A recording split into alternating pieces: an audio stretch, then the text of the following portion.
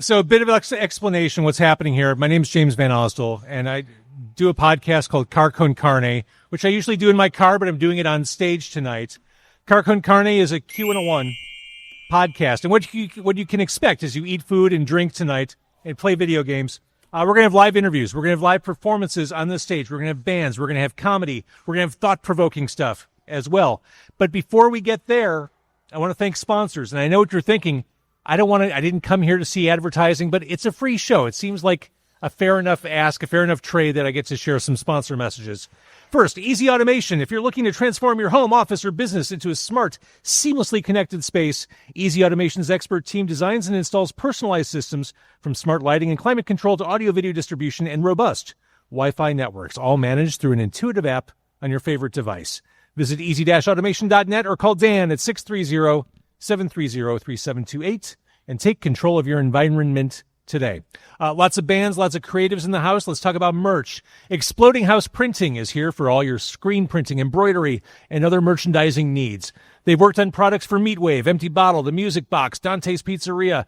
They make good pizza. And the Broke Downs. The list goes on and on. Jonathan at Exploding House has been doing screen printing for decades. He's all about production efficiency and cost awareness, and he offers boutique print shop quality at much lower large print shop prices. Check out their work on Instagram at Exploding House or visit their site at explodinghouseprinting.com for a quote.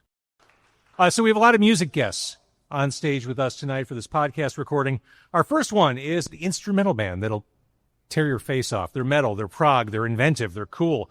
Before they plug in, I want to bring them on stage for a quick chat. Please welcome Coyote Man. All right, so for people who are listening and watching, for people who are here tonight, they may not know who Coyote Man is. You're an instrumental band.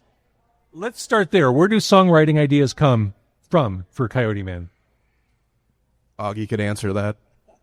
I mean, pretty much. Microphone. Yeah, anytime we get together, I guess, at rehearsal. Lately, past couple years, we just kind of put our heads together. Every time twice a week. And honestly, we just kind of get lost. We just kind of chit-chat a little bit and just maybe Ian will start a song by playing drums, or maybe Renee will play the bass here and I jump in, and we just kind of take turns. And over the years, we just accumulate riffs. And then later on, we just kind of put them together. We've been jamming since high school together, so there's been like a real connection for 20 plus years now. We've been jamming together. So I think that's almost unheard of. Most people, the way they keep in touch with high school friends is through Facebook, and that's it. They don't stay together in a band. Correct. Is it liberating to create music and not have to worry about lyrics or vocals? Yeah, Yes. I mean, yeah. In the early days, we had singers, but they were never that good. So, over the years, we kind of just kept on meeting up randomly, and we would keep on jamming. We still had the connection.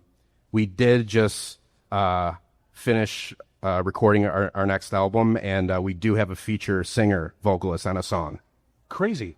Oh, that's awesome. Only one, though. So thinking, when you're creating music, no, you don't have lyrics or vocals, but you're telling stories through music. These are soundscapes you're creating. Do you think of it like that? Do you think visually like that?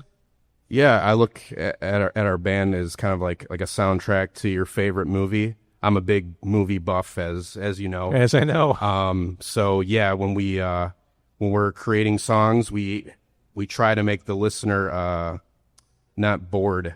We have a lot of different parts. We go in a lot of different turns, we've been doing it for a really long time now. But yeah, we're like a movie soundtrack. That's what our band is. Where are you going to play on stage? So we're gonna play two songs tonight for you. We're gonna play a new track that's gonna be off for a new album, Interpreting Dreams, and then Reaches of the Universe, which is a very heavy song. My next guest runs Ink 180. It's a full-service tattoo and piercing facility with a purpose in Oswego. 14 years ago, Ink 180 launched a nonprofit arm to offer the opportunity for a real second chance to the members of our society who are invisible, the forgotten, the discarded. My guest provides his time, supplies, and artwork entirely free of charge to former gang members trying to get their lives back on track, as well as the victims of human trafficking. I first interviewed him 4 years ago. I think his work is so powerful and so moving. I wanted to have him back and share his story with you. Please welcome Chris Baker.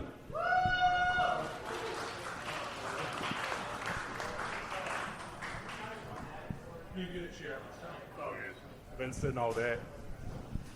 Chris, we've talked before. I'm fascinated and I'm in deep admiration of what you do. Let's start with all the charitable work you do. 13,000 cover-ups and removals since 2011. Yeah, it's crazy. That keeps you busy. When we started, I thought I would do like 3 a month, and now it's like 6 a day. But yeah, do you have time to do the business? Has this overtaken the business? Yeah, I mean, the nonprofit side of what we do accounts for about 80% of the total work, and 20% pays the bills. Got it.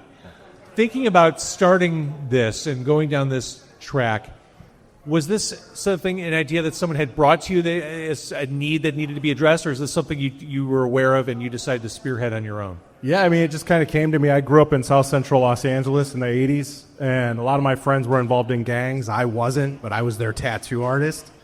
And 17 of my friends died as I was growing up. And I moved my family here to Chicagoland about 21 years ago just to give my kids a different way of growing up.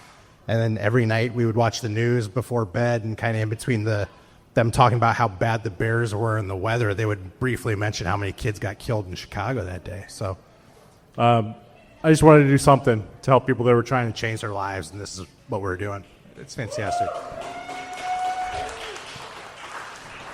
Now, I know you said this is 80% of what Inc. 180 does. I feel like we're lucky to have you here on stage tonight. I feel like you're always traveling, like your work, your ministry takes you all over the country. Yeah, I just got back from L.A. I'm going to Denver on Monday for the day. I was this morning at 4 a.m. I was doing conference calls with an organization in Kathmandu, Nepal, to make arrangements to go back there. And then another call with Ireland at 8 o'clock this morning. So, yeah, it's crazy busy, but I love it. Do you have an assistant? Yeah, just my wife. I would be lost without Lisa. 31 years with her. She keeps me on the right path. Thinking of all the work and travel you do, this statistic you shared with me is fascinating. You're very aware of Super Bowl and all those big national moments that draw traffickers. Recovered 519 trafficking victims at the Super Bowl this year? Yeah, down in New Orleans. 519 in a 3-week operation. Yeah. Right?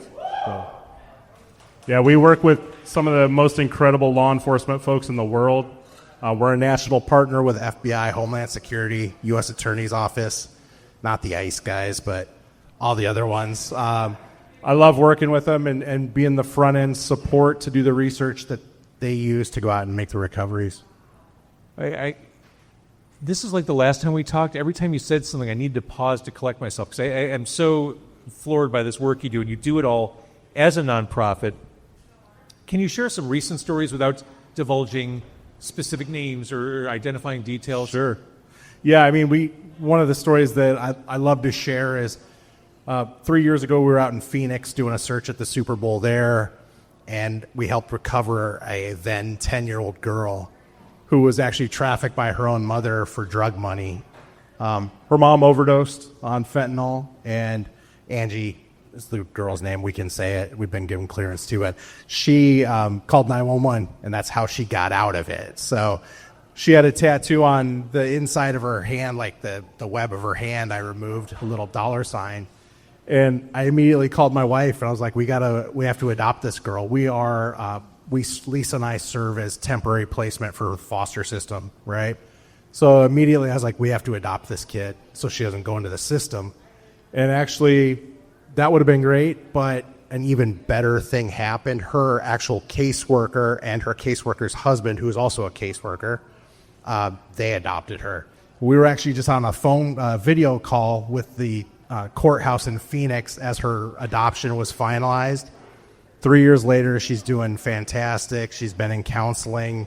She's been getting caught up in school because she hadn't gone to school in like 3 years. And her life, she is putting the pieces of her life back together with people who, quite honestly, are the absolute best for her to grow up around. But yeah, she was, at 10 years old, she was and still is the youngest survivor that I've helped. Well, thank goodness for the work you do.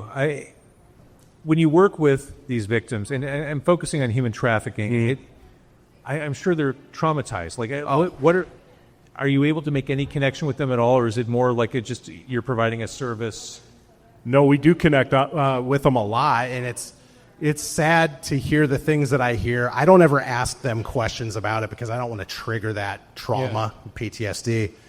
But, kind of like being a tattoo artist is kind of like being a bartender or a hairstylist. When people feel comfortable and feel like you're listening, they just kind of offload their life, And that keeps me in counseling every week to go and process all that. But we have formed relationships with a lot of our survivors, and we get updates and, hear from them. Christmas time is like my favorite time of the year because I get Christmas cards from them and phone calls and stuff. But it's a powerful thing. And one of the saddest things that I hear, and I hear it quite often from our trafficking survivors, is you're probably the first man in my life that's ever done something for me and not expected something in return.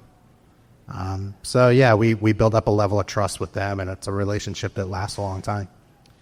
When we talked last time, we talked about how trafficking is prevalent everywhere. Yeah. The lovely suburbs, probably here in South Elgin. Absolutely. Is there anything people in this room, people listening or watching, can be attuned to or looking out for? Like, if it's in our community, how do we know?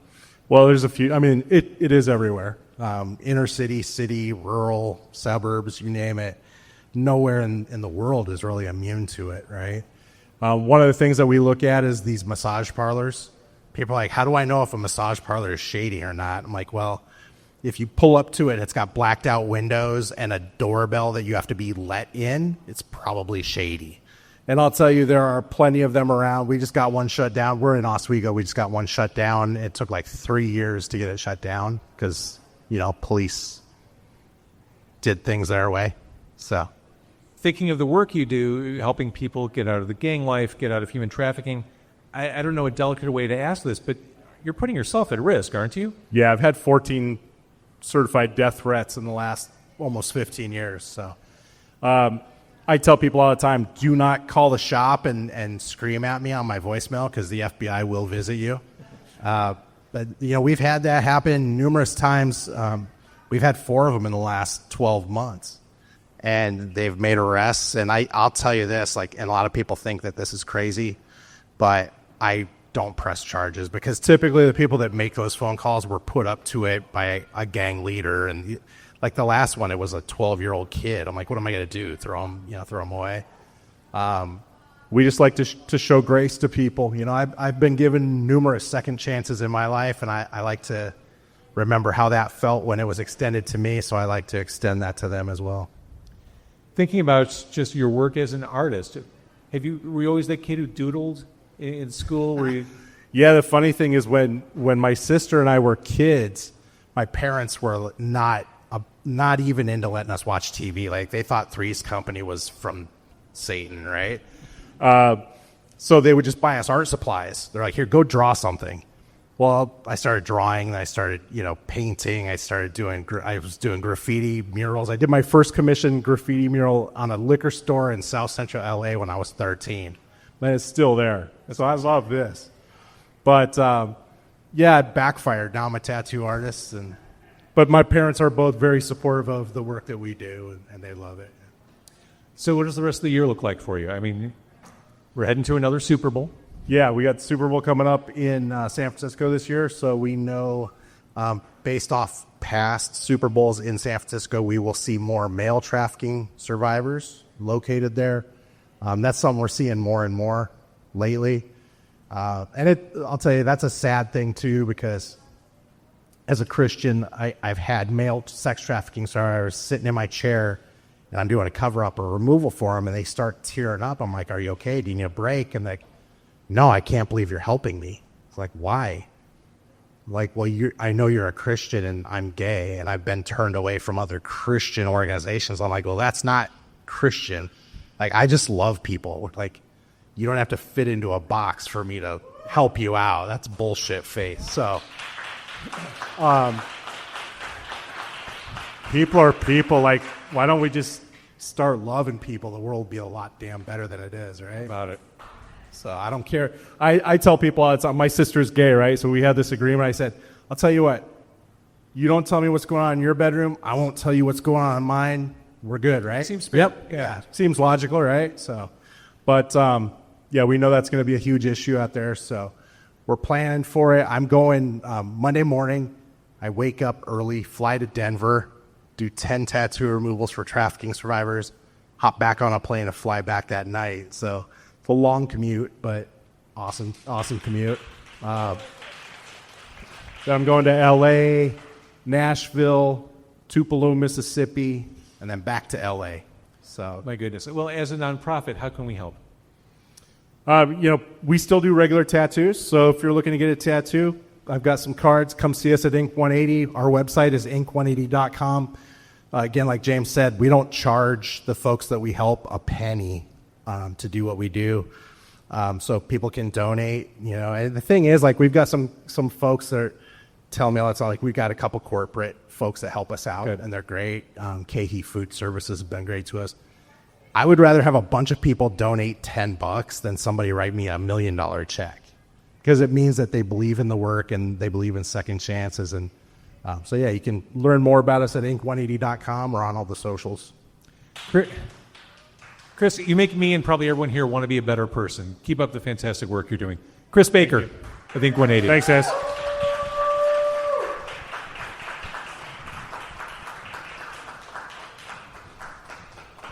I mean, honestly, right? So my next guest.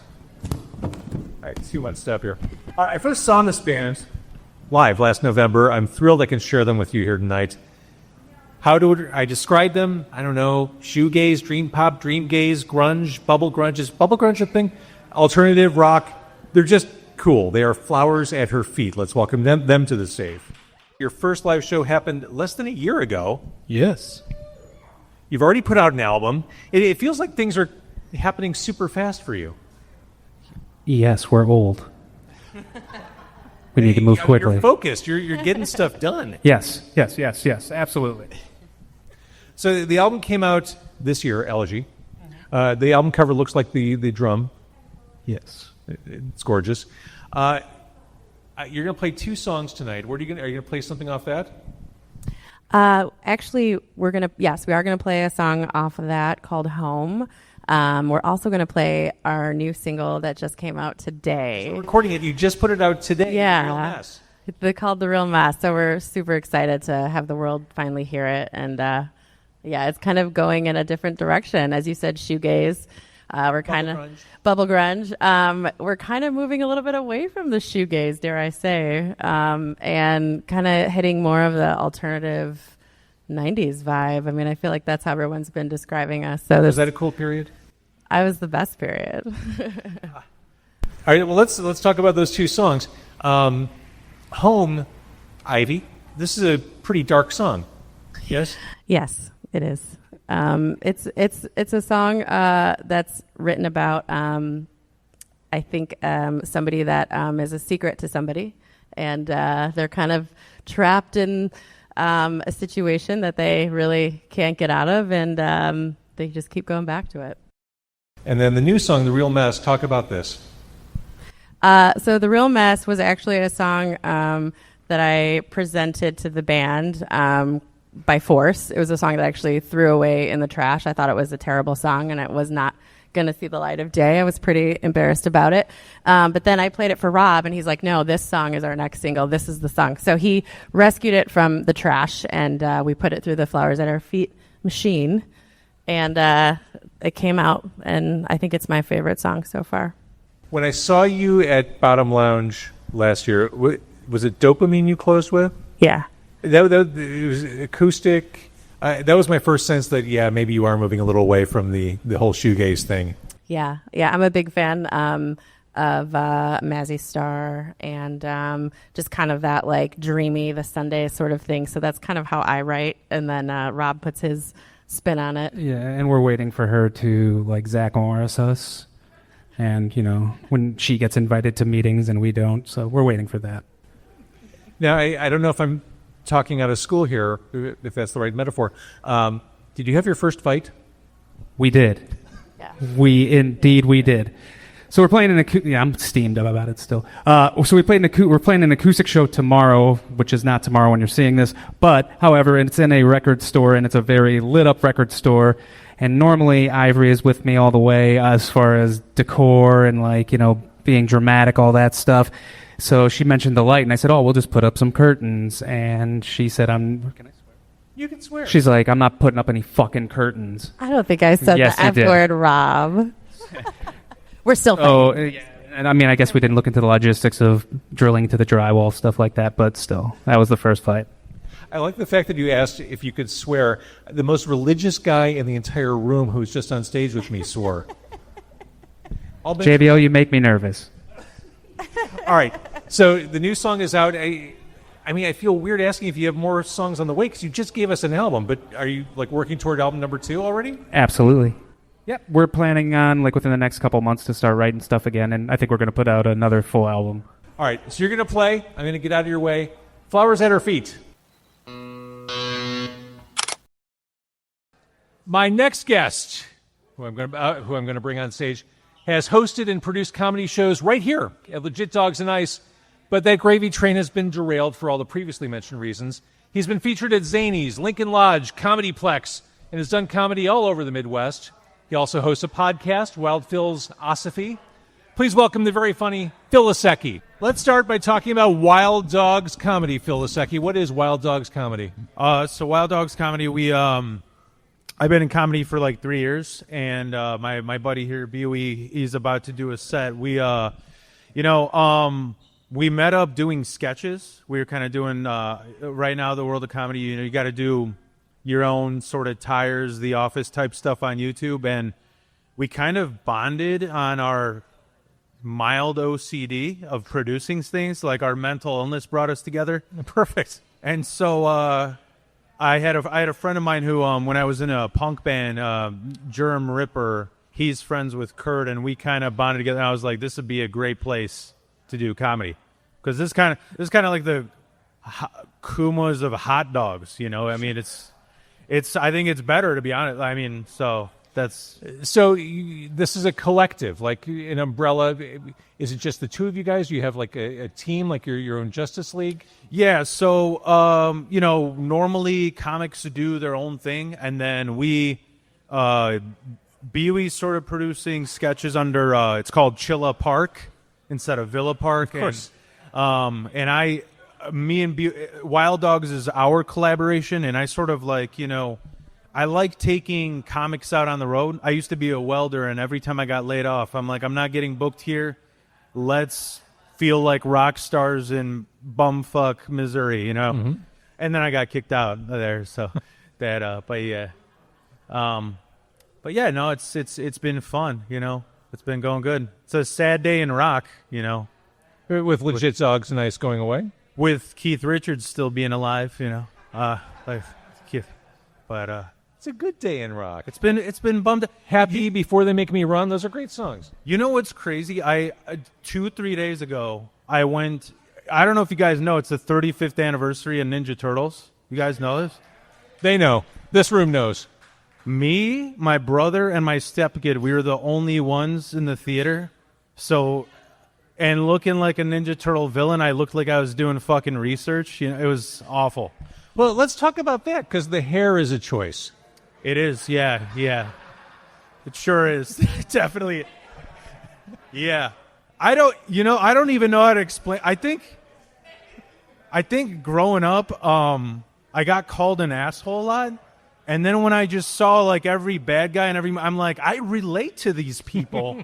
And that kind of became my wardrobe, whether it was Mad Max or, Gummo, like.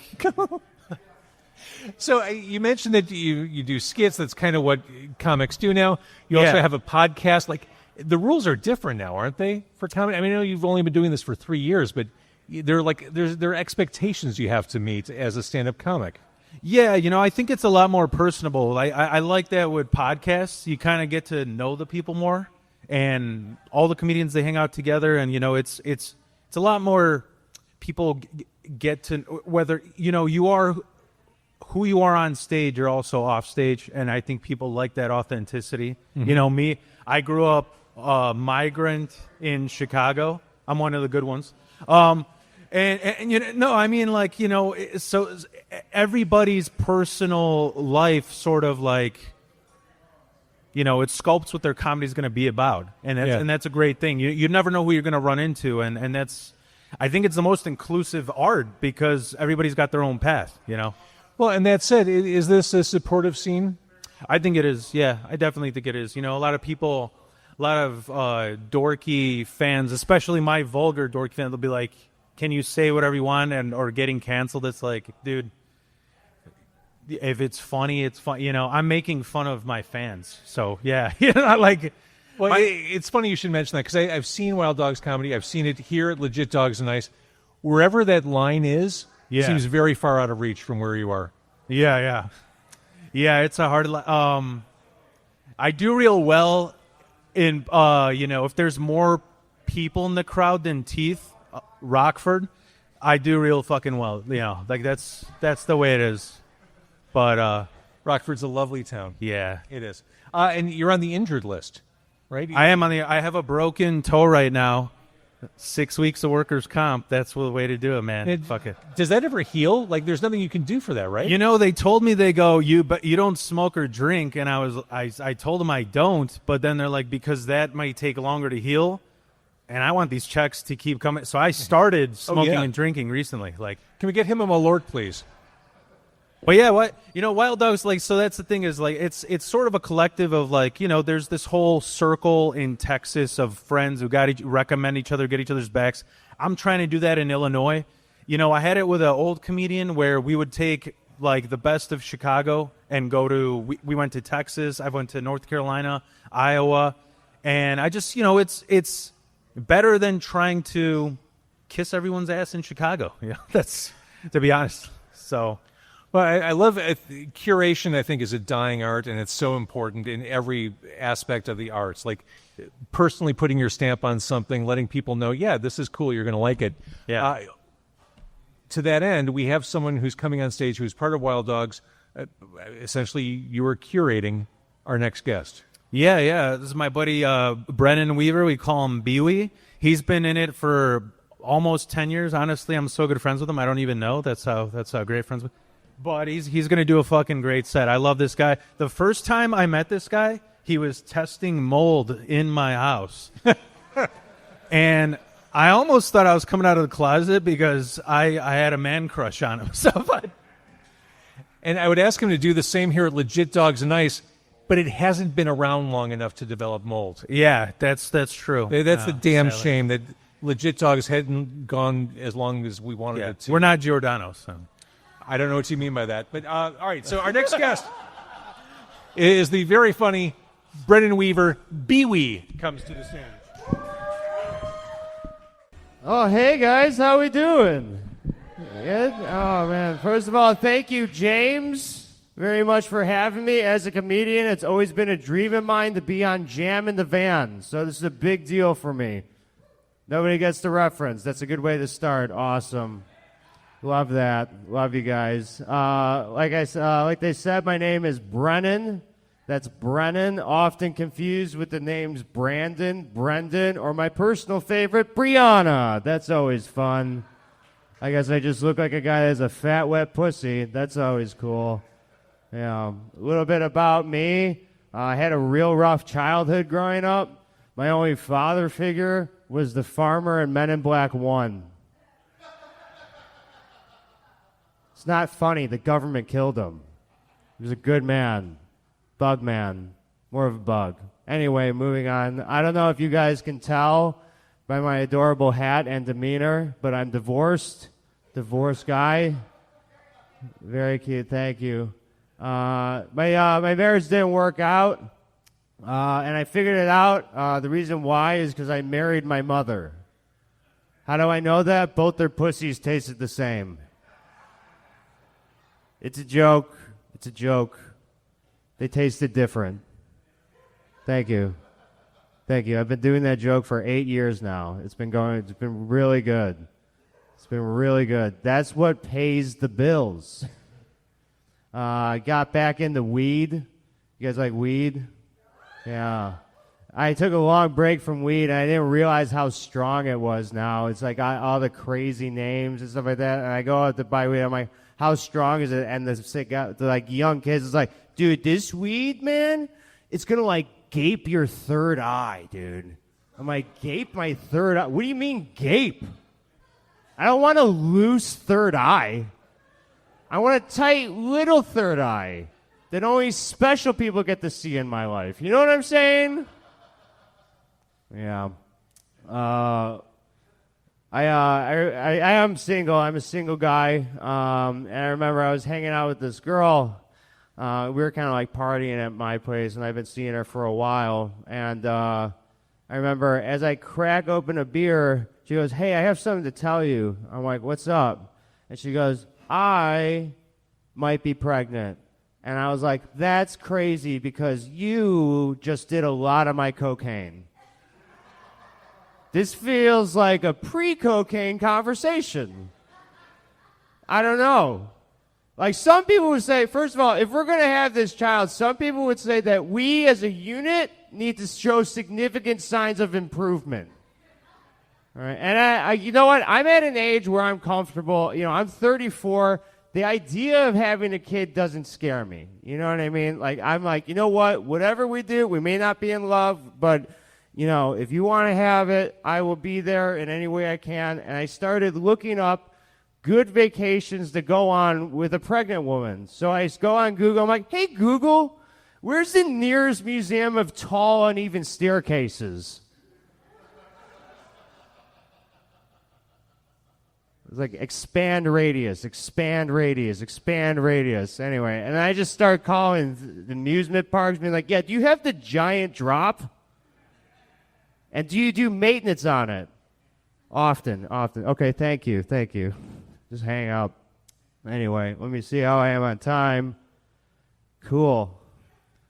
I want to end on this. Guys, you know, it's all about the laughs and living your life, but actually, I don't mean to bring the room down, but I actually had a really good friend of mine recently pass away. But it's all right, because I've been getting blowjobs from his sister, and they have the same eyes.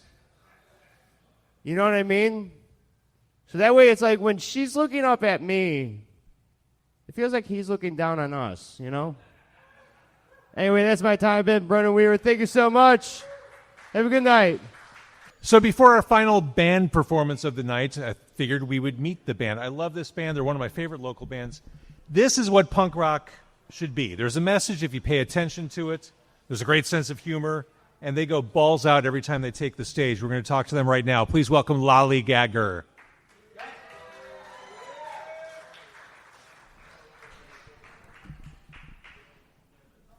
Oh, there's the other mic. Oh, yeah, no, that's for suckers. There we go. Hi, Lollygagger. Hi. Hello. Nice to see you. Thanks for hanging out all night. I appreciate you bringing everything to a close here. Hell yeah. Hell yeah. You just put out a new song. Just about to put out a new song. Monetize the Mania. Yes. What's that about? It's about being poor as fuck and having depression, but not mania. I'm kidding. Yeah, Monetize the Mania. It's about, you know, taking your own hair mania and making a little bit of money off it. You can't make a lot of money off it. It's not a very profitable enterprise. But we'll make a little bit. And there's a video to this? Sorry? You made a video? Oh, yeah. We're going to have a music video coming out for it as well. We're going to be playing a show at Liars Club. It's going to be great. We're playing Liars Club on Halloween night. If you guys want to come out That's for a show, awesome. It's going to be fucking awesome. Give it up for Liars Club. Give it up for Legit Dogs and Ice, though. This place is fucking awesome. It is. And Liars Club, I mean, they kind of owe you for immortalizing them in song on Total Party Kill, the album that you can buy at the merch table tonight. You'd think that, but I don't think that, A, we're the first band to put out a song called Liars Club about Liars Club, because there's a lot of bands that go through there. And B, I think we probably owe them, because it's Liars Club. I mean, they let us play a bunch of our first shows there. Everyone's super nice. They're always supportive. They're always getting the word out. Like, that was definitely our home base for a while. That's why the title track on our first album is called Liars Club. Saw on Total Party Kill over there. If you guys are Dungeons & Dragons fans, with a little salsa. That's where we first met. In Dungeons & Dragons? I don't remember that. No. Oh, Liars Club. Yeah. You're right. Now, you put out new songs over the past year. There was Found in the Dirt, Dopamine Loops, which has kind of a Jesus Lizard vibe, if I dare say so. Oh, thank you very much. I like that. I love that song. Post-Party Depression, which is just pummeling and relentless. And Yeah, that's why we're trying to get 6 weeks off for everybody who's in post-party depression. We're trying to make it a national program, but Medicaid's just fucked up in this country. There's nothing you can do about it. So, knowing that there have been new songs in the loop, is there another album on the way? We have a brand new album. We're going to be releasing it a little bit of a time. But yeah, we're pretty excited. We think Heavy Lies the Clown is going to be the album title. Because we're very serious people. We're very serious people. Should we just make it official here on Carne? Yes. Yeah, that's it. That's the name of the album. Heavy Lies the Clown. I love that. That's the album title of the year. Yeah, we're just bullshitting, you know. My wife doesn't like it, though. She's like, it's heavy is the head that lies the crown. It doesn't work. And I'm like, come on. But, I mean, what is marriage if it's not about semantic differences? Am I right? That's right. So what are you going to play tonight as we bring this thing to a close? So we're going to be playing Monetizing Mania, which is the first single. It's coming out next month. We're going to have a video coming out. You can check out all that shit. I'm a dollar bill in the video. It's very cool. No AI. And then the second song is going to be a classic called Mighty Methuselah Salami, because we wanted to give the Legit Dogs and I a send-off with our hot doggist flavored song called Mighty Methuselah Salami. I love it. All right. Next thing you're going to see on the stage is Lollygagger performing live. Thank you, guys. You're welcome. Lollygagger. Hey, thank you guys so much for sticking around. It's Friday night. Legit Dogs and Ice. We love you very much. You guys are really cool. We just met you. James Van Oswald, always a pleasure. Carne. We're Lollygagger. We're from Chicago. You like it?